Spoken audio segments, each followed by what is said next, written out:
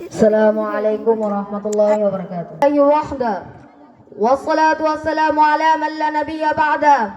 أما بعد، وقال النبي صلى الله عليه وسلم: سباب المسلم فسوق وقتاله كفر.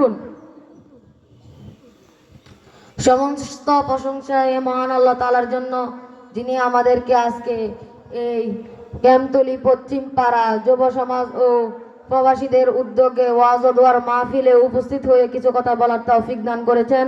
আমরা সকলে বলি আলহামদুলিল্লাহ। দুরূদ ও তাসলিম বর্ষিত হোক হে মহান নবী মুহাম্মদ সাল্লাল্লাহু আলাইহি ওয়াসাল্লামের উপর।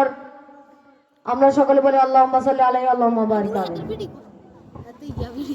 অতঃপর স্মরণ করছি আজকের ক্যামতলী পশ্চিম পাড়া যুব সমাজ ও প্রবাসীদের উদ্যোগে ওয়াজ ও দোয়ার মাহফিলের সম্মানিত সভাপতি, সুযোগ্য পরিচালক ও গ্রামবাসী সবাইকে ধন্যবাদ জানিয়ে আমি আমার মূল বক্তব্য প্রকাশ করছি।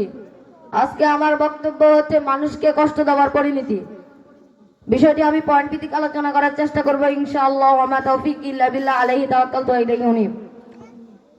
সম্মানিত উপস্থিতি, পয়েন্ট নম্বর 1, গালি দেওয়া।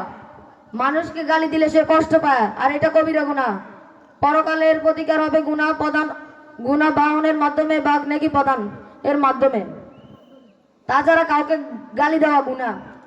রাসূলুল্লাহ সাল্লাল্লাহু আলাইহি সাল্লাম সহিহ বুখারীর 48 নম্বর হাদিসে বলেন, সিবাবুল মুসলিমি ফুসুকুন ওয়া কিতালুহু কুফরুন। মুসলিমকে গালি দেওয়া ফাসিকি এবং তার সাথে লড়াই করা কুফরি। পয়েন্ট নাম্বার 2, গীবত করা। গীবত মানে হলো কোন ব্যক্তির অনুপস্থিতিতে তার এমন দোষ বা কথা বলা যা সে উপস্থিত থাকলে অপছন্দ করত। সম্মানিত উপস্থিতি, গীবত করা খারাপ। এ মর্মে রাসূলুল্লাহ সাল্লাল্লাহু আলাইহি সাল্লাম সহিহ মুসলিমের 2589 নম্বর হাদিসে বলেন, তোমরা গীবত থেকে বিরত থাকো, কেননা গীবত মদ খাওয়ার চাইতেও খারাপ। শুধু তাই নয়, গীবত তার মৃত ভাইয়ের মাংস খাওয়ার সমান। এই মর্মে আল্লাহ তাআলা সূরাতুল হুজুরাতের 12 নম্বর আয়াতে বলেন, ওয়ালা ইয়াবতাগ বা'দুকুম বা'দা আইয়ুহিব্বা আহাদুকুম আন ইয়াকুলা লাহমা আখিহি মাইতান ফাকারিহতুমু। তোমরা গীবত থেকে বিরত থাকো। তোমরা কি তোমাদের মৃত ভাইয়ের মাংস খেতে চাও? নিশ্চয় তোমরা তা অপছন্দ করবে। পয়েন্ট নাম্বার 3, উপহাস করা।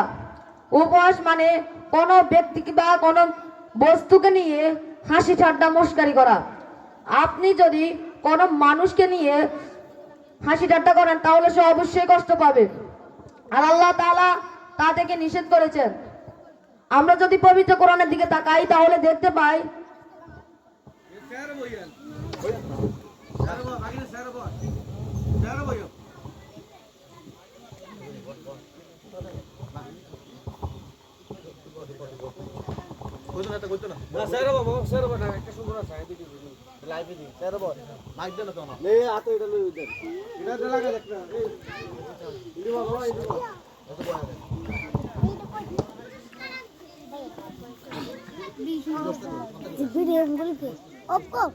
উপহাস করা। উপহাস মানে হলো কোনো ব্যক্তি বা কোনো বস্তুকে নিয়ে হাসি ঠাট্টা বা মশকারি করা। আপনি যদি কোনো মানুষকে নিয়ে হাসি ঠাট্টা করেন তাহলে সে অবশ্যই কষ্ট পাবে, আর আল্লাহ সুবহানাহু ওয়া তাআলা তা থেকে নিষেধ করেছেন। আমরা যদি পবিত্র কোরআনের দিকে তাকাই তাহলে দেখতে পাই আল্লাহ সুবহানাহু ওয়া তাআলা পবিত্র কোরআনের সূরাতুল হুজুরাতের 1 নম্বর আয়াতে বলেন, ইয়া আইয়ুহাল্লাযীনা আমানু লা ইয়াসখার কওমান আসা আন ইয়াকুনু খায়রাম মিনহুম ওয়ালা নিসাa'un মিন নিসাa'in আসা আন ইয়াকুননা খায়রাম মিনহুন্না। কোন সম্প্রদায় যেন কোন সম্প্রদায়কে উপহাস না করে, হতে পারে তারা তাদের চেয়ে উত্তম, আর কোন নারী যাতে কোন নারীকে উপহাস না করে, হতে পারে তারা তাদের চেয়ে উত্তম। সম্মানিত উপস্থিতি, পরিশেষে আমি বলতে চাই আল্লাহ সুবহানাহু ওয়া তাআলা আমাদেরকে বিষয়টি বুঝে